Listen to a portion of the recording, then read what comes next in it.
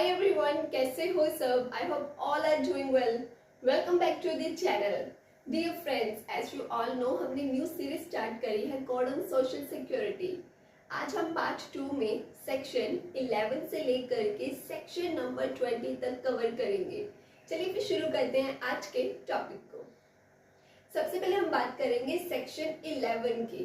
तो section number 11 में सबसे पहले जो सबसेक्शन 1 है वो पता क्या कहता है. लेकिन अगर आप लोगों ने प्रीवियस वीडियो देखी है तो आप जानते हो कि वहां पर हमने बोर्ड के रिलेटेड बात करी थी कि जो सेंट्रल गवर्नमेंट होती है वो सेंट्रल बोर्ड बनाती है, ESC बोर्ड बनाती है, ठीक है, नेशनल सिक्योरिटी बोर्ड बनाती है. ये सब आपने समझा था. वही जो स्टेट गवर्नमेंट होती है वो भी स्टेट बोर्ड बनाती है. एंड आपने ये भी समझा था कि बिल्डिंग एंड जो कंस्ट्रक्शन वाले वर्कर्स होते हैं उनके लिए भी बोर्ड बनाया जाता है.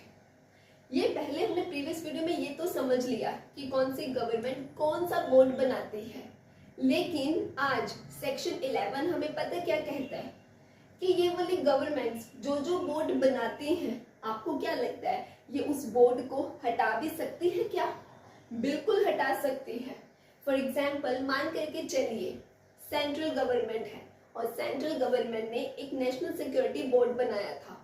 बट हो सकता है ना कि ये जो बोर्ड है वो अपना काम सही तरीके से ना करे, या जो भी काम दिया जाता है, जो भी उनकी रिस्पॉन्सिबिलिटीज होती है वो बहुत डिले करते हैं काम करने में, या हो सकता है अपनी पोजीशन का गलत फायदा उठाया जाता है. तो मतलब जो भी अगर बोर्ड कोई भी है वो कोई गलत काम करेगा, कोर्ट के रूल्स के अगेंस्ट जाएगा, बोर्ड के रूल्स के अगेंस्ट जाएगा, तो फिर उसको हटाना तो बनता है ना. यस, फिर सेंट्रल गवर्नमेंट उन्हें हटा सकती है. ठीक उसी तरह से स्टेट गवर्नमेंट भी, मान लीजिए स्टेट गवर्नमेंट ने कंस्ट्रक्शन वाले वर्कर्स के लिए एक बोर्ड बनाया था. सेम उधर भी ऐसा ही अपनी पोजीशंस का गलत फायदा उठाया जा रहा है, काम प्रॉपरली किया नहीं जा रहा है, रूल्स फॉलो नहीं हो रहे, तो स्टेट गवर्नमेंट भी क्या करेगी, फिर उस बोर्ड को हटा देगी. तो सबसेक्शन 1 में आपने ये बात समझ ली ना कि गवर्नमेंट अगर बोर्ड बना सकती है ना, अगर बोर्ड सही से काम नहीं कर रहा तो वो उसी बोर्ड को हटा भी सकती है. वहीं अब हम बात करेंगे इसके सबसेक्शन 2 के बारे में.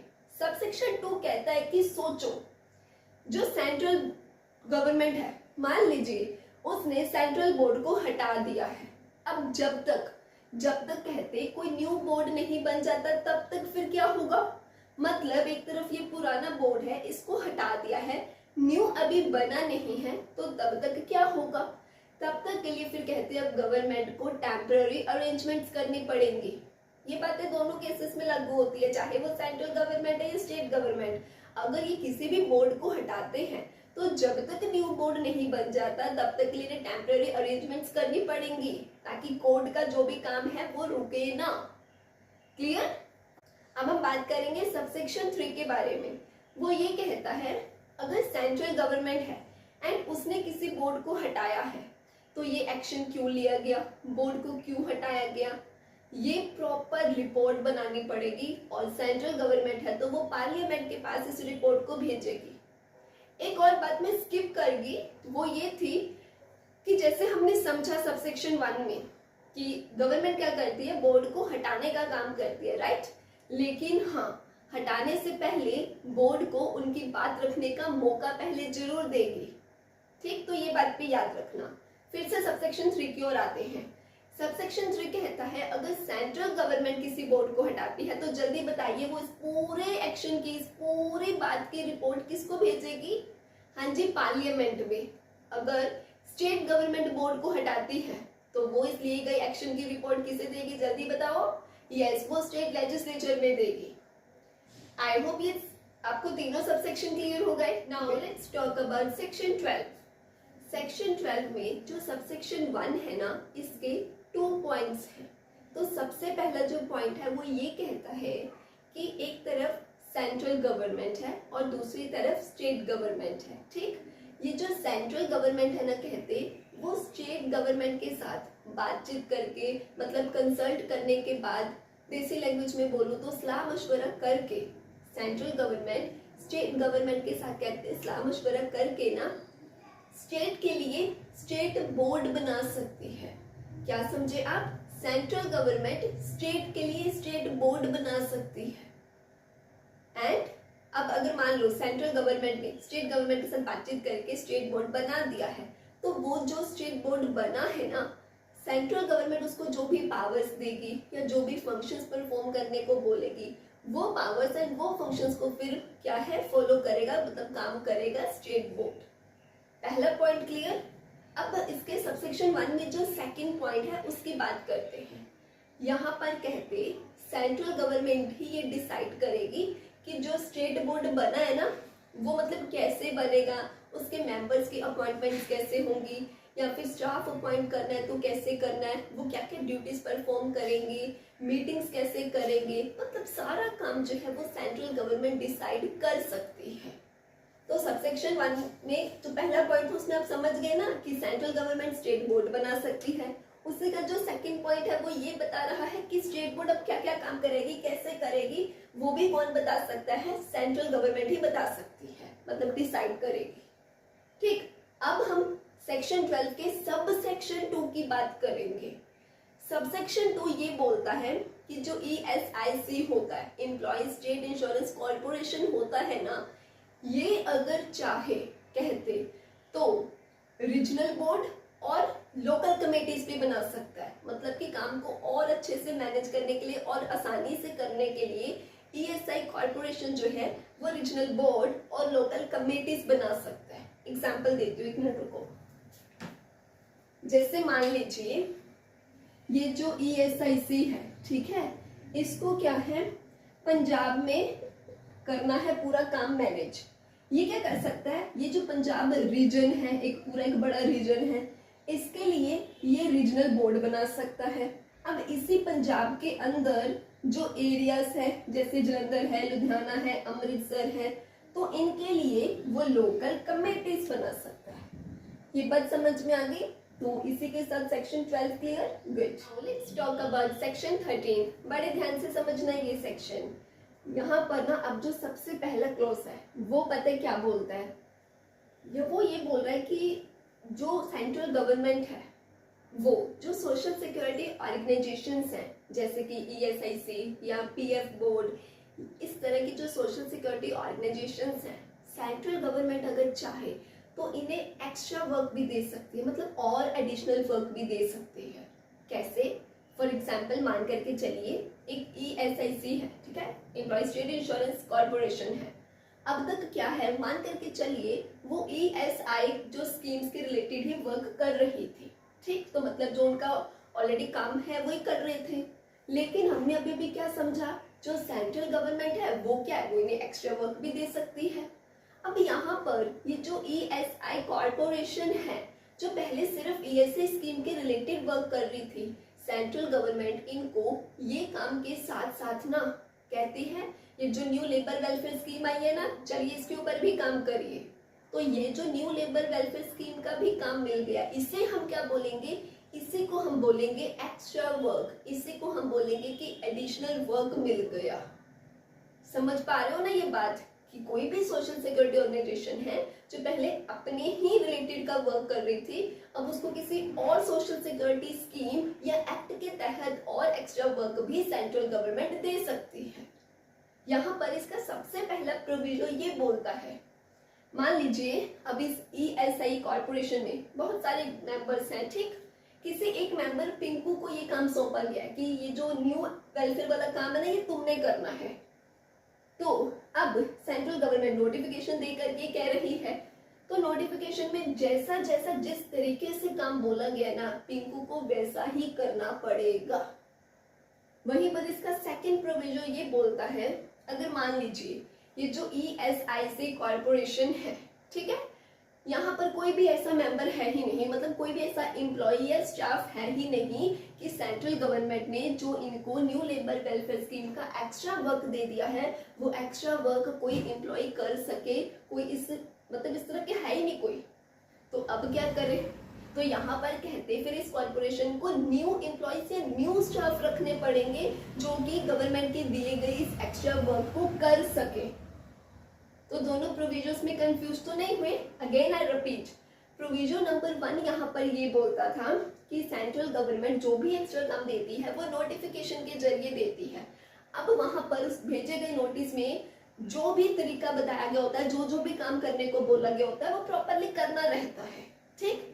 सेकंड प्रोविजन ये बोलता था कि वो जो एक्स्ट्रा वर्क दिया गया है, अगर ऑलरेडी जो एग्जिस्टिंग एम्प्लॉइज है वो नहीं कर पा रहे या नहीं कर सकते, तो उस कॉर्पोरेशन को या उस ऑर्गेनाइजेशन को न्यू एम्प्लॉइज या न्यू स्टाफ रखना पड़ेगा, सो दैट वो गवर्नमेंट का दिया गया एक्स्ट्रा वर्क हो सके। सभी को क्लॉज 1 क्लियर? अपना हम इसके सेकंड क्लॉज की बात करते हैं। सेकंड क्लॉज यहाँ पर ये कहता है कि ये जो भी न्यू काम दिया गया है न्यू लेबर वेलफेयर स्कीम के रिलेटेड, ये जो मैं बोल रही हूँ ना न्यू लेबर वेलफेयर स्कीम का काम, ये मैंने सिर्फ एग्जांपल में मतलब आपको समझाने के लिए बोल रही हूँ मैं, ठीक है। तो यहाँ पर कहते क्लॉज सेकंड बोलता है कि जो भी गवर्नमेंट के द्वारा एक्स्ट्रा एडिशनल वर्क दिया गया है वो कैसे करना, उसके जो भी रूल्स एंड कंडीशंस रहेंगी ना उस काम को करने की, कहते वो सेंट्रल गवर्नमेंट डिसाइड करेगी। क्लॉज 3 यहाँ पर ये बोलता है, कहते अगर मान लीजिए ये एसआईसी कॉर्पोरेशन थी, हमें पता चला है कि पिंकू तो न्यू दिया गया काम कर नहीं सकता, कोई और एम्प्लॉयज भी नहीं कर सकते, इसकी वजह से कॉर्पोरेशन को क्या करना पड़ा, न्यू एम्प्लॉयज न्यू स्टाफ रखने पड़े। ये तो यार खर्चा हो गया ना। तो कहते हैं उस एक्स्ट्रा काम को करने के लिए जो खर्चा हुआ है वो खर्चा कौन उठाएगा? यार आपको क्या लगता है? बिल्कुल वो खर्चा सेंट्रल गवर्नमेंट को ही उठाना पड़ेगा। समझ गए ये पॉइंट अच्छे से? तो अब हम इसके फोर्थ क्लॉज की बात करते हैं। फोर्थ क्लॉज यहाँ पर ये बोलता है, अगर यहाँ पर कहते, अरे फ्रेंड्स आप खुद सोचो, मैं आपको एक काम करने की बोल रही हूँ कि ये काम आपको करना है, तो काम तो मैं आपको दे रही हूँ, लेकिन आपको पहले उस काम को करने के लिए कुछ पावर्स तो देनी पड़ेगी ना। आपको ये तो बताना पड़ेगा ना कि इस काम को करने के आपके पास कितनी पावर है, कितनी अथॉरिटी आपको दी गई है, अब कितना ही ये काम कर सकते हो। तो वैसे ही यहाँ पर भी कहते सेंट्रल गवर्नमेंट अगर किसी भी सोशल सिक्योरिटी ऑर्गेनाइजेशन को कोई एडिशनल वर्क दे रही है, तो उस काम को करने के लिए उनके पास कितनी पावर है, वो कितना की अथॉरिटी उनके पास है, वो बताना पड़ेगा। फॉर एग्जाम्पल यहाँ पर सेंट्रल गवर्नमेंट, जैसे हम एग्जाम्पल में यूज कर रहे हैं कि न्यू वेलफेयर स्कीम आई है लेबर्स के लिए, जिसके रिगार्डिंग इनको काम करना पड़ेगा। तो यहाँ पर कहते हैं सेंट्रल गवर्नमेंट क्या है, पहले इस ईएसआई कॉर्पोरेशन को बताएगी कि इस स्कीम के ऊपर काम करने के लिए आपके पास ये पावर है कि आप रिकॉर्ड्स चेक कर सकते हो, ऑर्डर्स पास कर सकते हो, मतलब क्या क्या ये लोग कर सकते हैं ना स्कीम को इम्प्लीमेंट करने के लिए, वो सब सेंट्रल गवर्नमेंट इन्हें बताएगी। लास्ट क्लॉज 5 यहाँ पे ये बात करता है, ये फ्रेंड्स एक बात सोचो, अगर मैं आपको 50 लाख रुपए दे दूं ये कहते हुए कि यार ये मेरा जो भी मैंने आपको काम दिया ना ये अच्छे से कर देना, और जो भी खर्चा है उसके लिए पैसे दे रही हूँ, तो इसका मतलब ये तो नहीं है ना कि आप कहीं भी कहाँ भी पैसा मतलब खर्च करना शुरू कर दोगे। नहीं, पहले मुझे बताना पड़ेगा कि आपने जो ये पैसे दिए थे ना इसमें से हम ये काम के लिए ये खर्चा कर रहे हैं, कर ले। ऐसे ही इस बात को रिलेट करो। पॉइंट 5 यहाँ पे ये बोलता है कि सेंट्रल गवर्नमेंट ने मान करके चलिए उस ईएसआई कॉर्पोरेशन को 50 लाख रुपए दिए हैं कि आपने जो भी ये न्यू एम्प्लॉयज हायर करने हैं, जो जो भी आपको ये खर्चा चाहिए उसका हम पैसा आपको दे रहे हैं। अब सोच करके देखिए, वो जो कॉर्पोरेशन है वो पता क्या कर रही है, उसको ना 20 एम्प्लॉयज करने थे न्यू हायर। तो ये नहीं होगा कि उसको 20 एम्प्लॉयज हायर करने हैं, वो हायर करेगी पैसा दे देगी, नहीं, उससे पहले सेंट्रल गवर्नमेंट से अप्रूवल लेनी पड़ेगी, उसे बताना पड़ेगा कि आपने जो हमें ये 50 लाख दिए ना इसमें से हम 20 एम्प्लॉयज को हायर करने का इतना खर्चा करने वाले हैं, हम कर ले क्या, बताना पड़ेगा। तो इन शॉर्ट लास्ट क्लॉज बस ये बोलता है कि आपको सेंट्रल गवर्नमेंट ने न्यू स्कीम के ऊपर, न्यू एडिशनल वर्क के ऊपर काम करने के लिए जितने भी पैसे दिए हैं उनको खर्च करने से पहले सेंट्रल गवर्नमेंट की अप्रूवल लेनी पड़ेगी। आई होप अब कोई डाउट नहीं होगा। एंड इसी के साथ ये section clear. Now let's talk about section 14। ये सेक्शन भी ध्यान से समझना। सेक्शन नंबर 14 में जो सबसेक्शन 1 है ना, ये पता क्या कहता है, जो कहते हैं ये सेंट्रल गवर्नमेंट है, ये ना सेंट्रल प्रोविडेंट फंड कमिश्नर को भी अपॉइंट कर सकती है। किसे जल्दी बता दो? हाँ जी, सेंट्रल प्रोविडेंट फंड कमिश्नर को। लेकिन ये जो सीपीएफसी है ये होगा कौन? ये ना फ्रेंड्स जो सेंट्रल बोर्ड होता है ना उसका होगा ये चीफ एग्जीक्यूटिव ऑफिसर। जल्दी बता दीजिए, ये जो कमिश्नर है ये सेंट्रल बोर्ड का क्या होगा? हाँ जी, सेंट्रल बोर्ड का चीफ एग्जीक्यूटिव ऑफिसर, सीईओ होगा ये। And EPFO, employees provident fund organisation का ये पता है कौन होगा, हेड होगा। तो मतलब समझ पा रहे हो आप कि सेंट्रल गवर्नमेंट ये जो सीपीएफसी को अपॉइंट करती है ना, ये सीईओ होगा सेंट्रल बोर्ड का एंड ईपीएफओ का होगा ये हेड। क्लियर। सबसेक्शन 2 क्या बात करता है, अब सबसेक्शन 2 कहता है कि ये जो सीपीएफसी है, मैं ये शॉर्ट में बोल रही हूँ, ठीक है, मतलब आप समझ ही पा रहे हो इसका क्या है, मतलब central provident fund commissioner, right. तो सेकेंड पॉइंट सबसेक्शन 2 मतलब यहाँ ये कहता है कि ये जो सीपीएफसी है ना, ये बेशक सीईओ है, बेशक ये सेंट्रल बोर्ड का है, ये चीफ एग्जीक्यूटिव ऑफिसर, बट ये जो काम है सेंट्रल बोर्ड के ही कंट्रोल में करेगा, उसी की सुपरविजन में करेगा। क्लियर। अब सबसेक्शन 3 की बात करते हैं। ये कहता जो सेंट्रल गवर्नमेंट है ना, ये और भी लोगों को अपॉइंट कर सकती है, पता है कौन से, और कौन से 2 लोग, financial adviser and chief accountant officer.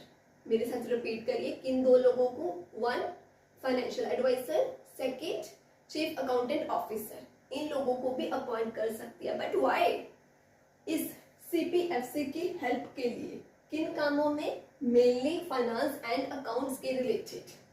तो सबसेक्शन 3 क्लियर। सबसेक्शन 4 बात करता है कि इनके अलावा और अदर ऑफिसर्स को भी जो है सीपीएफसी की हेल्प के लिए अपॉइंट किया जा सकता है, जैसे कि additional PF commissioner, assistant regional deputy PF commissioners, इन लोगों को भी क्या है अपॉइंट किया जा सकता है। अच्छा, ये जो डिप्टी रीजनल वाले हो गए ना पीएफ कमिश्नर्स, इनके अलावा भी जो other employees and other staff, other जो ऑफिसर्स होते हैं, उनको भी अपॉइंट किया जा सकता है। बोलो ये पॉइंट भी क्लियर। नेक्स्ट 5th पॉइंट बोलता है, अभी तक हम समझे जा रहे हैं कि सेंट्रल गवर्नमेंट इसे अपॉइंट कर सकती है, उसे कर सकती है, but 5th point very important. ये पॉइंट कहता है group A and group B, कौन से groups, group A and group B की पोस्ट पर अगर आपने किसी को अपॉइंट करना है तो वहां की अपॉइंटमेंट से पहले union public service commission UPSC, ठीक है, इनसे कंसल्ट करना पड़ेगा। बताइए यूपीएससी से कंसल्ट कब करना पड़ेगा, अगर किनको अपॉइंट करना है। यस, बिल्कुल ठीक, अगर group A and group B की पोस्ट के लिए किसी को अपॉइंट करना है तो। लेकिन इसी पॉइंट में एक और छोटू सा पॉइंट है, वो ये कहता है कि यूपीएससी की आपको कहते कंसल्ट लेने की जरूरत नहीं पड़ेगी अगर नंबर 1, अगर जो अपॉइंटमेंट हो रही है बंदे की वो 1 साल से कम के लिए हो रही है। बताइए फ्रेंड्स, कितने से कम, यस 1 ईयर से कम के लिए अगर अपॉइंटमेंट हो रही है तब फिर कंसल्ट करने की जरूरत नहीं पड़ेगी।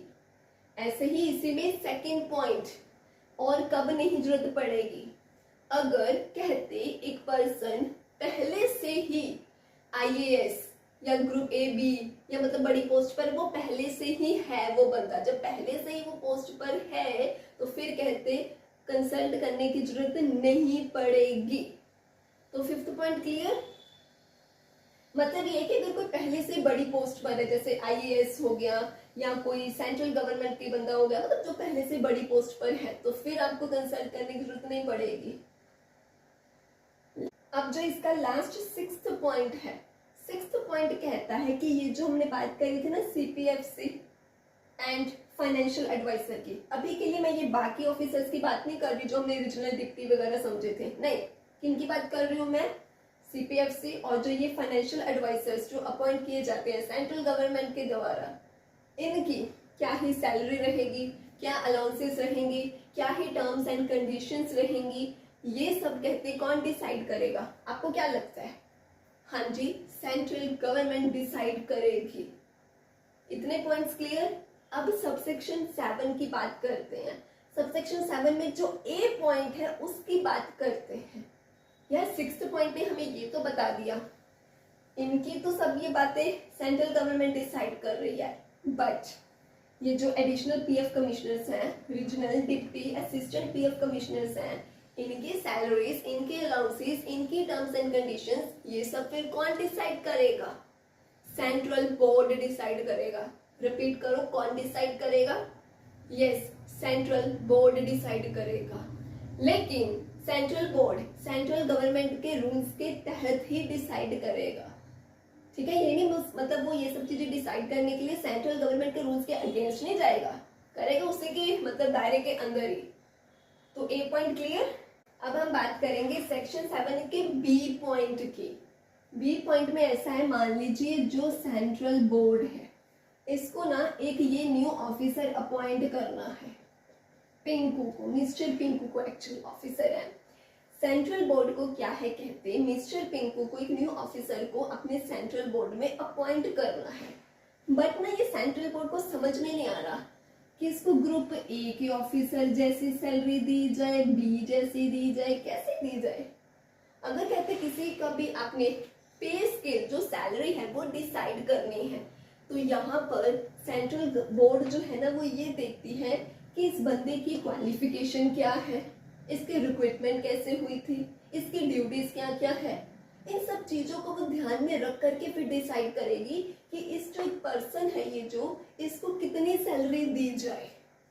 समझ में आई ये बात। अगर नहीं समझ में आ रहा है कि इसको 50,000 दे, 80,000 दे, कितना देना बनता है, तो वो तो ऑब्वियस बात है। अगर आप किसी को भी कोई भी सैलरी देते हो तो पहले ये तो देखते हो ना उस बंदे की ड्यूटीज क्या क्या है, वो काम क्या क्या करता है, ठीक है, या उसकी रिक्रूटमेंट कैसे हुई थी, या वो बंदा की क्वालिफिकेशन क्या, उसकी पोजीशन क्या है, ये तो ऑब्वियस सी बात है। इसी के साथ आई होप सेक्शन 14 भी clear. Good, now let's talk about section 15। Section 15 बहुत आसान है। यहाँ पर जो सबसेक्शन 1 है उसका जो ए पॉइंट है वो पता है क्या कहता है। एक्चुअली ना इसके जो पॉइंट ए बी सी है ये ना हमें अलग अलग स्कीम्स के बारे में बता रहे हैं। सबसे पहले जो ए पॉइंट है वो बात करता है एम्प्लॉयज प्रोविडेंट फंड स्कीम की।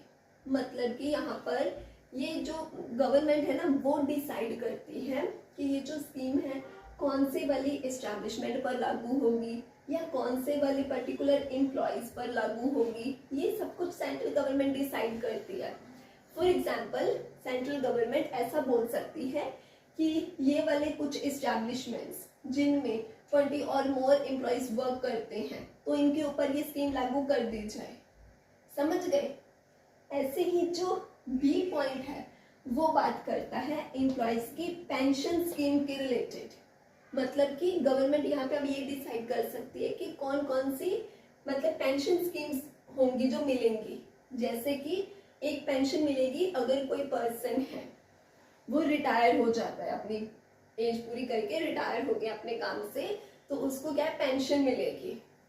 और अगर किसी पर्सन की मतलब एम्प्लॉय की डेथ हो जाती है तो जो पेंशन का पैसा है फिर कहते हैं उसके जो फैमिली मेंबर्स होते हैं, मतलब वो वाइफ हो सकता है, हस्बैंड, सन, डॉटर जो भी है, उनको दे दी जाएगी फिर वो अमाउंट पेंशन की।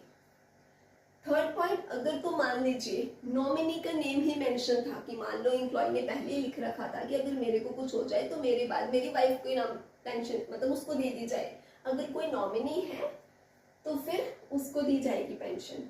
तो मतलब बी पॉइंट सिंपली ये बोलता है कि पेंशन स्कीम भी चलाई जाती है जिसमें ये बताया जाता है एम्प्लॉय चंगा भला है, रिटायर हो गया तो उसको पेंशन का पैसा, एम्प्लॉय अगर उसकी डेथ होगी तो जो भी उसकी फैमिली में मेंबर होगा फिर उसको पेंशन का वो पैसा मिल जाएगा। थर्ड पॉइंट बोलता है अगर कोई नॉमिनी था तो जिसका नाम लिखा हुआ था फिर उसको पेंशन का पैसा मिलेगा। सी पॉइंट बात करते हैं अब। सी पॉइंट बोलता है EDLI स्कीम की। ये जो फ्रेंड्स बात है ना ये इंश्योरेंस की बात हो रही है, ये इंश्योरेंस के रिलेटेड स्कीम की बात है कि अगर इस एम्प्लॉय की डेथ हो जाती है तो इंश्योरेंस का जो पैसा है ना वो उसकी फैमिली को दिया जाता है। इन पॉइंट्स में आप कंफ्यूज मत होना। जो इसमें बी पॉइंट था ये बात कर रहा था पेंशन के रिलेटेड, सी पॉइंट बात कर रहा है इंश्योरेंस बेनिफिट्स के रिलेटेड। समझ गए। तो इनमें कोई कंफ्यूजन तो नहीं है ना। अब हम इसके बात करते हैं डी पॉइंट की। डी पॉइंट बात करता है अदर स्कीम्स के रिलेटेड।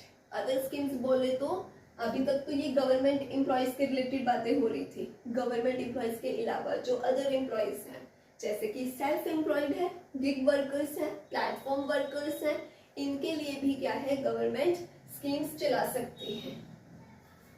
ई पॉइंट बोलता है कि जो भी ये स्कीम्स बनाई गई हैं इसमें अब गवर्नमेंट चाहे तो कोई भी न्यू पॉइंट मतलब कोई भी न्यू रूल ऐड कर सकती है या ऑलरेडी कोई रूल है उसको हटा सकती है, या ऑलरेडी एक रूल है, रूल तो रखती है बट उसे थोड़ा मॉडिफाई कर सकती है।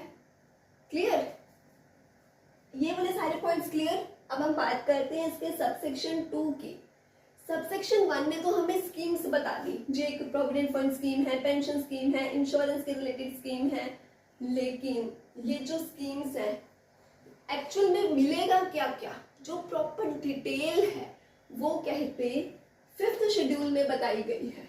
तो देखा जाए तो सबसेक्शन 1 ने हमें सिर्फ स्कीम्स के नेम बताए हैं, सबसेक्शन 2 बोलता है कि स्कीम्स के अंदर अगर आपको डिटेल जाननी है तो कहते 5th शेड्यूल में जाइए। क्लियर? सबसेक्शन 3 अब क्या कहता है, यहाँ पर फ्रेंड्स बात प्रोस्पेक्टिव एंड रेट्रोस्पेक्टिव की करी गई है। प्रोस्पेक्टिव का मतलब हो जाता है फ्यूचर। कैसे? मान लीजिए आज 1 जुलाई है, जो कि है आज 1 जुलाई है जब मैं ये वीडियो रिकॉर्ड कर रही हूँ। अब मान करके चलिए आज 1 जुलाई है एंड गवर्नमेंट कहती है कि ये जो एक स्कीम है हमने 1 जुलाई को बनाई है, लेकिन इसको लागू 1 अगस्त से माना जाएगा। यार बनी तो जुलाई में है बट उसको लागू कब मान रहे हैं? अगस्त में। ये तो बात फ्यूचर की हो गई, तो इसको हम क्या बोलेंगे? इसको प्रोस्पेक्टिव बोलेंगे।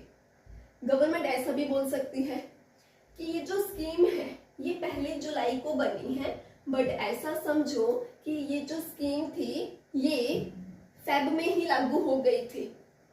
फेब तो बीत चुकी है, ये तो बात पास्ट की हो गई। इसको हम रेट्रोस्पेक्टिव बोलेंगे। मतलब जब स्कीम बनी है लेकिन लागू हम फ्यूचर में समझ रहे हैं, तो बताओ उसको क्या समझेंगे? यस, उसको प्रोस्पेक्टिव समझेंगे। जब स्कीम आज बनी है लेकिन लागू उसको बीते कल से ही हम समझ रहे हैं, तो जल्दी बताइए उसको हम क्या बोलेंगे? यस, उसको हम रेट्रोस्पेक्टिव बोलेंगे। तो इसी के साथ फ्रेंड्स आई होप ये सेक्शन सिंपल था, अच्छे से क्लियर हो गया होगा। Now let's talk about section 16, very important section, बड़े ध्यान से समझना। ये सेक्शन में जो सबसे पहला पॉइंट है वो ये कहता है सेंट्रल गवर्नमेंट कहते प्रोविडेंट फंड बना सकती है। क्या बना सकती है? हाँ जी, प्रोविडेंट फंड। इस प्रोविडेंट फंड में पैसा कहाँ से आएगा? एम्प्लॉई एंड एम्प्लॉयर्स दोनों को कंट्रीब्यूशन देना पड़ेगा एंड दोनों को इक्वल कंट्रीब्यूशन देना है। कितना? 10%। कितना कंट्रीब्यूशन देना है? हाँ जी, 10% देना है। अब मैं आपको एग्जांपल देती हूँ। मान करके चलिए एम्प्लॉई है पिंकू एंड टोमू है एम्प्लॉयर। जो पिंकू एम्प्लॉई है उसकी सैलरी 20,000 रुपीज है।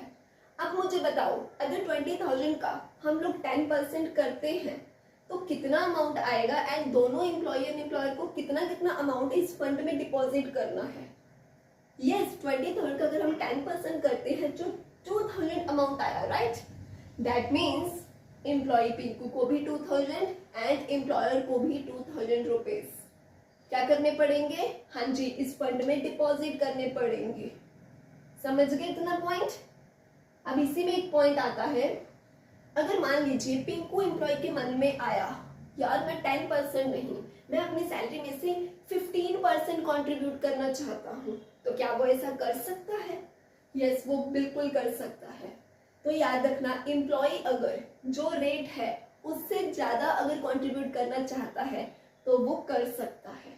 अच्छा, अब आप मुझे सोच करके बताना, यही बात अगर एम्प्लॉयर सोचे, पहली बात एम्प्लॉयर ऐसा सोचेगा ही नहीं, है ना? वो क्यों सोचेगा कि मैं ज्यादा दे देता हूँ कंट्रीब्यूशन, राइट? तो मतलब ये है कि उसे सोचने की जरूरत ही नहीं है, उसके लिए 10% कंट्रीब्यूशन देना ही जरूरी है। क्लियर? अब यहाँ पर फर्स्ट प्रोविजन है वो ये कहता है अगर गवर्नमेंट चाहे ये जो 10% रेट है ना कंट्रीब्यूशन का, वो 10 के बजाय 12% कर सकती है कुछ इस्टेब्लिशमेंट्स के लिए। फॉर एग्जाम्पल गवर्नमेंट को लगता है कि ये जो एक इस्टेब्लिशमेंट है ये कुछ स्पेशल कैटेगरी वाली कंपनी है, ये कोई नॉर्मल कंपनी नहीं है। कहते यार एक काम करते हैं, इनको इनके ऊपर ये चीज अप्लाई कर दो कि ये 10 के बजाय 12% कंट्रीब्यूशन देंगे। तो ये गवर्नमेंट की मर्जी है, वो ऐसे किसी भी एस्टैब्लिशमेंट किसी भी कंपनी को बोल सकते हैं कि आप 10% नहीं आप 12% कंट्रीब्यूशन दोगे। ठीक, अब वही सेकंड प्रोविजन जो है ठीक इसी तरह से कहते हैं जो गवर्नमेंट है ना वो किसी एम्प्लॉयज को भी बोल सकते हैं कि आपका जो कंट्रीब्यूशन रेट है वो बढ़ा दिया गया है या कितने टाइम तक के लिए बढ़ाया गया है, ये सब गवर्नमेंट कर सकती है। सो आई होप आपको इसका ए पॉइंट क्लियर। अब हम बी पॉइंट की बात करते हैं। बी पॉइंट कहता है पेंशन फंड की बात करता है। पेंशन फंड की जो एम्प्लॉइज पेंशन स्कीम है ना, पेंशन स्कीम जिसके हमने पिछले सेक्शन में भी बात करी कि एम्प्लॉइज पेंशन स्कीम भी होती है, तो पेंशन स्कीम में भी तो पैसा भी तो आना है ना, तो उसमें पैसा कहाँ से आएगा? उसमें पैसा आने के 3 तरीके हैं। नंबर 1, एम्प्लॉइज के प्रोविडेंट फंड में से ही 8.1/3% जो है उसका कंट्रीब्यूशन जो है वो इधर ट्रांसफर कर दिया जाएगा पेंशन फंड में। बात सुनो, एम्प्लॉय था पिंकू, उसने प्रोविडेंट फंड में कंट्रीब्यूशन करा था ना, जो उसमें से 8.1/3% जो है अमाउंट वो कहते पेंशन फंड में ट्रांसफर कर दिया जाएगा। तो इस तरह से पेंशन स्कीम के लिए पैसा आ गया। ये था एक तरीका। दूसरे तरीके की बात करते हैं। अब दूसरा तरीका कहते सेक्शन 143 के तहत जो एग्जम्प्टेड एस्टैब्लिशमेंट्स हैं वो भी इस पेंशन स्कीम वाला जो फंड है उसमें पैसा कंट्रीब्यूशन करती है। तो ये था सेकंड तरीका। अब थर्ड कौन सा तरीका है? खुद सेंट्रल गवर्नमेंट भी पार्लियामेंट से अप्रूवल ले करके क्या है, एक तरह से फाइनेंशियल हेल्प के तौर पर इस पेंशन स्कीम में कहते पैसा कंट्रीब्यूट कर सकती है। तो ये थे वो 3 तरीके जिससे ये जो पेंशन स्कीम वाला फंड होता है उसमें पैसा आता है। आई होप ये पॉइंट्स क्लियर। अब हम बात करेंगे इसके पॉइंट सी के बारे में। पॉइंट सी में फ्रेंड्स अब एक और न्यू फंड आ गया। सबसे पहले हमने कौन सा समझा था? Provident fund. नंबर 2 हमने कौन सा समझा था? Pension fund. अब नंबर 3 में हम बात करेंगे government deposit linked insurance fund के बारे में। मतलब यहाँ पे इंश्योरेंस फंड की बात हो रही है। यहाँ पर कहते ओनली एम्प्लॉयर, जो एम्प्लॉयर है ना टोमो, सिर्फ और सिर्फ इस फंड में वही कंट्रीब्यूशन करेगा। तो ये बात याद रख लेना कि ये जो इंश्योरेंस फंड है ना इसमें एम्प्लॉय कंट्रीब्यूशन नहीं करता है। तो बताइए कौन करता है? Yes, only employer. कितना कंट्रीब्यूशन करेगा? वेजेस का 1%, मतलब 1% ऑफ वेजेस, उससे ज्यादा नहीं करेगा। ऐसे ही एक प्रोविजो है इसमें। अब क्या है, ये जो भी स्कीम है इंश्योरेंस वाली, इसको चलाने के लिए कई बार एडमिनिस्ट्रेशन चार्जेस होते हैं, जो भी मतलब एक्स्ट्रा अमाउंट का खर्चा है वो भी आ जाता है। तो फिर क्या है, जो एम्प्लॉयर है उसको वो एक्स्ट्रा अमाउंट भी देना पड़ता है, लेकिन वो जो उसको एक्स्ट्रा खर्चों वाला अमाउंट देना पड़ता है ना, वो अमाउंट कहते जो कंट्रीब्यूशन दी है ना उसने, उस कंट्रीब्यूशन के 1/4 मतलब 25% से ज्यादा नहीं होगा। अब इसको एग्जाम्पल के साथ समझो।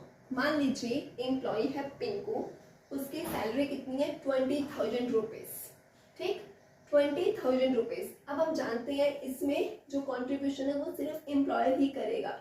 तो बताइए मुझको, ये 20,000 जो है इसके कितना परसेंट कंट्रीब्यूशन देगा एम्प्लॉयर इस फंड में? यस, 1%। तो बताइए 20,000 का 1% कितना हुआ? 200 रुपीज।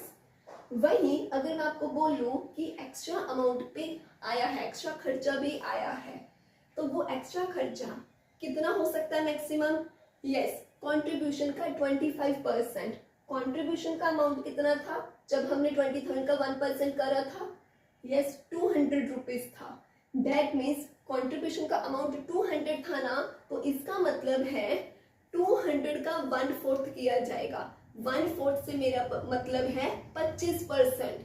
तो 200 का 25% किया जाएगा, वो अमाउंट आया 50। तो एक्स्ट्रा अमाउंट ज्यादा से ज्यादा कितना दिया जा सकता है? 50, उससे ज्यादा नहीं। क्यों नहीं दिया जा सकता ज्यादा? बिल्कुल ठीक, क्योंकि कंट्रीब्यूशन के अमाउंट में 1/4 से ज्यादा नहीं दिया जाएगा। तो मुझे बताइए कंट्रीब्यूशन का अमाउंट कितना निकल के आया था? 200। जब उसे 200 का हमने 1/4 करा तब कितना अमाउंट आया था? 50। तो 200 प्लस 50 कितना हुआ? 250। तो मतलब ये जो 250 अमाउंट है वो एम्प्लॉयर क्या है? इस फंड में डिपॉजिट करेगा।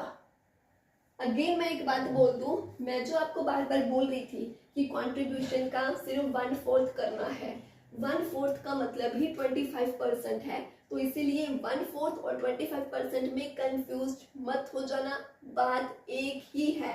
कंट्रीब्यूशन का मैं 1/4 बोलूं वही बात रहो, कंट्रीब्यूशन का मैं 25% बोलूं बात सेम ही है, तो इसमें कंफ्यूज मत हो जाना। अब हम इसके सबसेक्शन 2 की बात करते हैं। सबसेक्शन 2 कहता है, 3 फंड की बात करी ना हमने, पेंशन फंड की, प्रोविडेंट फंड की, इंश्योरेंस फंड की, कि तीनों फंड किसके पास रहेंगे? सेंट्रल बोर्ड के पास रहेंगे। किसके पास? Central board. मतलब कि सेंट्रल बोर्ड ही इनको अच्छे से जो भी मैनेज करना ना, मैं देसी लैंग्वेज में बोलूं, इन फंड को मैनेजमेंट करने का काम कौन करेगा? Central board. आई होप मैंने बहुत कोशिश करी है कि ये जो सेक्शन है मैं एग्जांपल के साथ आपको इजी लैंग्वेज में समझा सकूं। उम्मीद है आपको समझ आ गया। Now let's talk about section number 17। 17 में ना फ्रेंड्स पहले ये 3 इडियट्स से मिलिए। एक्चुअली ये है एम्प्लॉय पिंकू, ये है कॉन्ट्रैक्टर चिंकू एंड ये है एम्प्लॉयर टोमो। ठीक, तो ये 3 जो महान हस्ती हैं, अब इन्हीं के बारे में हमने समझना है। अब ऐसा सोचिए कि ये जो एम्प्लॉयर है ये क्या करता है, इस कॉन्ट्रैक्टर के जरिए, चलो मान लो ये एम्प्लॉय एक नहीं, ये 10 एम्प्लॉयज है। कितने हैं? 10 एम्प्लॉयज हैं। तो ये जो एम्प्लॉयर है इस कॉन्ट्रैक्टर के जरिए ये 10 एम्प्लॉयज को हायर करता है। इतना समझे ना आप? अब क्या होगा, यहाँ पर एम्प्लॉयर के पास आ गए ये सारे के सारे एम्प्लॉयज कॉन्ट्रैक्टर के जरिए। क्लियर? अब जो एम्प्लॉयर है, आप जानते हो हमने पिछले सेक्शन में समझा, उसने प्रोविडेंट फंड में भी कंट्रीब्यूशन देना होता है। कितना? 10%। और इसको इंश्योरेंस फंड के तहत भी 1% क्या करना होता है? देना होता है कंट्रीब्यूशन। इसलिए अब एम्प्लॉयर की जिम्मेवारी है कंट्रीब्यूशन देने की। ये क्या करता है, मान लीजिए जो भी टोटल कंट्रीब्यूशन था उसका टोटल अमाउंट 30,000 था, तो इसने क्या करा, एम्प्लॉयर ने वो 30,000 रुपीज डिपॉजिट कर दिए हैं फंड्स में। क्लियर? इतना समझ गए कि एम्प्लॉयर की जिम्मेवारी होती है कंट्रीब्यूशन देना। तो टोटल अमाउंट अगर मान लो 30,000 था, तो सोचिए एम्प्लॉयर ने ये हायर किए गए एम्प्लॉयज का जो पैसा बनता था वो डिपॉजिट कर दिया है। अब क्योंकि ये जो एम्प्लॉयज थे ये इस कॉन्ट्रैक्टर चिंकू के जरिए आए थे, इसीलिए अब कहते ये जो एम्प्लॉयर है ये क्या करेगा, ये इस अमाउंट को जिसने 30,000 रुपए दिए हैं रिकवर करेगा। किससे? जल्दी बताइए। बिल्कुल ठीक, इस कॉन्ट्रैक्टर से। किस तरीके से रिकवर कर सकता है? वो 2 तरीके हैं। नंबर 2, एम्प्लॉयर को भी तो कॉन्ट्रैक्टर्स को पैसा देना होता है ना, तो एम्प्लॉयर क्या करता है, इसको देने वाले पैसे में से ना क्या कर सकता है, वो ये 30,000 रुपीज डिडक्ट कर सकता है। पहला तरीका क्लियर। दूसरा तरीका, कॉन्ट्रैक्टर को जो पैसे देने होते हैं वो उसने पूरे दे दिए, लेकिन बाद में वो ये 30,000 रुपीज एक डेब्ट, एक कर्जे के रूप में उसके रिकवर कर सकता है। मतलब 2 तरीके हैं। मान लो मैंने आपको 20,000 रुपये देने थे और मेरा जो कंट्रीब्यूशन का पैसा था वो 10,000 था। अब ऐसा हो सकता है मैं वो 20,000 में से 10,000 काट के आपको 20,000 दूं, या ऐसा हो सकता है अभी मैं आपको आपके 20,000 पूरे दे रही हूँ, लेकिन वो जो मैंने आपको 10,000 आपसे लेने हैं वो एक कर्जे के रूप में बन गए कि अब मैं तेरे से वो डेब्ट की तरह रिकवर करूंगी। ये वो बात बन गई। क्लियर? अब इसमें सबसेक्शन 2 क्या बोलता है? सबसेक्शन 2 ये बोलता है, जब ये कॉन्ट्रैक्टर ने पूरे 30,000 रुपीज एम्प्लॉयर को दे दिए, ठीक, अब ये क्या करेगा, एम्प्लॉइज से उनके हिस्से का जो कंट्रीब्यूशन है वो उनकी सैलरी से डिडक्ट कर सकता है। ये हमें सबसेक्शन 2 बताता है। वहीं जो सबसेक्शन 3 है वो ये कहता है कि ये कॉन्ट्रैक्टर एम्प्लॉइज से कंट्रीब्यूशन का सिर्फ और सिर्फ इनके हिस्से का कंट्रीब्यूशन ही सैलरी से डिडक्ट कर सकता है। यहाँ पर कहते जो कॉन्ट्रैक्टर है एम्प्लॉयर के हिस्से का कंट्रीब्यूशन इनकी सैलरी से डिडक्ट नहीं कर सकता, या जो भी एडमिनिस्ट्रेशन चार्जेस हो जाते हैं, एक्स्ट्रा खर्चे हो जाते हैं, वो अमाउंट भी एम्प्लॉयज की सैलरी में से डिडक्ट नहीं हो सकता है।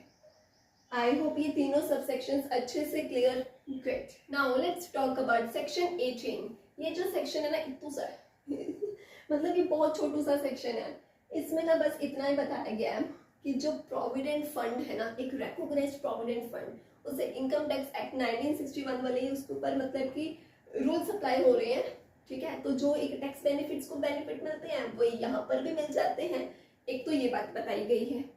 दूसरी बस ये बात बताई गई है, मान लीजिए एक रूल है, वो इनकम टैक्स एक्ट में कुछ अलग है, इधर कुछ अलग है, तो जस्ट बिकॉज इन दोनों के आपस में रूल कोई मैच कर नहीं कर रहा है, मिसमैच हो रहा है, कॉन्फ्लिक्ट अराइज हो रहा है, तो इसका मतलब हम ये नहीं मानेंगे कि जो पेंशन स्कीम है, सॉरी कि ये जो प्रोविडेंट स्कीम है वो इनवैलिड है. वो वैलिड ही रहेगी. बेशक कुछ रूल्स कहते हैं अगर इनकम टैक्स एक्ट से नहीं भी मैच करते तो इसका मतलब ये नहीं है कि आप स्कीम को इनवैलिड बोल दोगे. ठीक है, तो बस ये दो सिंपल बातें थी. Now let's talk about section number 19. ये भी बहुत सिंपल है, ये भी दूसरा सेक्शन है. इसमें भी पता क्या बताया गया है. अब ये दो सेक्शंस में इसलिए जल्दी जल्दी बता रही हूँ कि बहुत नॉर्मल सी बातें हैं, आप ऑलरेडी समझते हो एंड कुछ खास इसमें बताया भी नहीं गया है. तो सेक्शन 19 सुनो.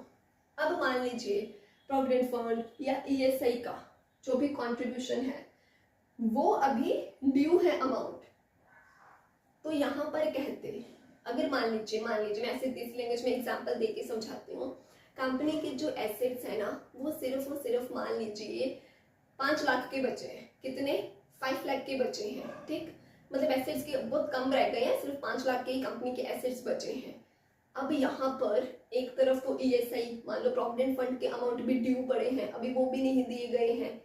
दूसरी तरफ क्या है, कोई बैंक का कर्जा पड़ा है मान लो. तीसरी तरफ मान लो किसी और का लोन पड़ा है, जो भी है. तो ये जितने भी अलग अलग तरह के डेब्ट्स हैं इसमें सबसे पहले कौन सा चुकाया जाएगा? हाँ जी, सबसे पहले वो जो प्रोविडेंट फंड एंड ईएसआई वाला अमाउंट है ना कहते, वो क्लियर किया जाएगा. उसके बाद बाकी के डेब्ट्स या लोन्स का देखा जाएगा. तो बस इसमें इतना ही बताया गया है. Now let's talk about section number 20. ये सेक्शन भी सिंपल है लेकिन इसमें कुछ पॉइंट्स हैं जो आपको याद रखने हैं. इसमें ये बताया गया है कि जो चैप्टर 3 है ना ये कोड का ईपीएफ वाला, वो कौन सी एस्टैब्लिशमेंट्स के ऊपर अप्लाई नहीं होगा. नंबर 1, अगर कोई कोऑपरेटिव सोसाइटी है और उसमें 50 से कम एम्प्लॉइज काम करते हैं एंड उसमें कोई पावर मतलब इलेक्ट्रिकल काम भी नहीं है, मतलब उस काम में पावर का यूज नहीं होता है. जैसे कि एग्जाम्पल देती हूँ, मान लो कोई डायरी कोऑपरेटिव कोई एस्टैब्लिशमेंट है. ठीक है, कैसे अब यार जो भी ये डायरी वाली काम होते हैं इसमें कोई पावर का यूज तो नहीं हो रहा है और इसमें मान लो एम्प्लॉइज पे सिर्फ 20 काम करते हैं, तो यहाँ पर क्या हो रहा है, यहाँ पर ये फिर चैप्टर अप्लाई नहीं होगा. बी पॉइंट बोलता है कोई ऐसी एस्टैब्लिशमेंट है जो कि स्टेट गवर्नमेंट या सेंट्रल गवर्नमेंट के कंट्रोल में है और ऑलरेडी वो किसी कॉन्ट्रीब्यूटरी पीएफ फंड या पेंशन फंड्स के तहत बेनिफिट ले रहे हैं, तब भी उन पर फिर ये चैप्टर अप्लाई नहीं होगा. ठीक उसी तरह से सी पॉइंट बोलता है अगर कोई एस्टैब्लिशमेंट है वो सेंट्रल लॉ या स्टेट लॉ के तहत किसी भी पेंशन स्कीम्स में या मतलब बेनिफिट्स वगैरह ले रहे हैं तो फिर उनके ऊपर भी चैप्टर नहीं लगेगा. ऐसे ही डी पॉइंट बोलता है ये कोड जो है ना, कोड ऑन सोशल सिक्योरिटी, ये कोड के ही अप्लाई होने से पहले ही अगर कोई एस्टैब्लिशमेंट्स किसी और लॉ के तहत एकदम बढ़िया वाले पेंशन स्कीम्स या प्रोविडेंट फंड्स वगैरह के बेनिफिट्स ले रहे हैं तब भी उनके ऊपर ये चैप्टर अप्लाई नहीं होगा. तो समझ गए ना ये सारे पॉइंट्स जिनके ऊपर ये चैप्टर अप्लाई नहीं होता. तो फिर अब बात करते हैं इसके सबसेक्शन 2 के बारे में. सबसेक्शन 2 कहता है कि कुछ इस तरह के एस्टैब्लिशमेंट्स होते हैं जिनकी फाइनेंशियल कंडीशन बहुत वीक है एंड गवर्नमेंट को लगता है कि यार ठीक है ना, फिलहाल हो सकता है टेम्पररी, वो क्या कर सकते हैं, ये कुछ भी स्पेशल रीजंस की वजह से वो क्या कर सकते हैं, वो छूट दे सकती है गवर्नमेंट की ठीक है आपके ऊपर ये चैप्टर हम तब तक के लिए अप्लाई नहीं करते जब तक कि आपकी जो फाइनेंशियल कंडीशंस हैं, जो फाइनेंशियल पोजीशन है वो ठीक नहीं हो जाती. तो क्लियर. सो आज के लिए बस इतना ही. मिलेंगे अपकमिंग वीडियो में, तब तक के लिए bye bye, take care, happy learning.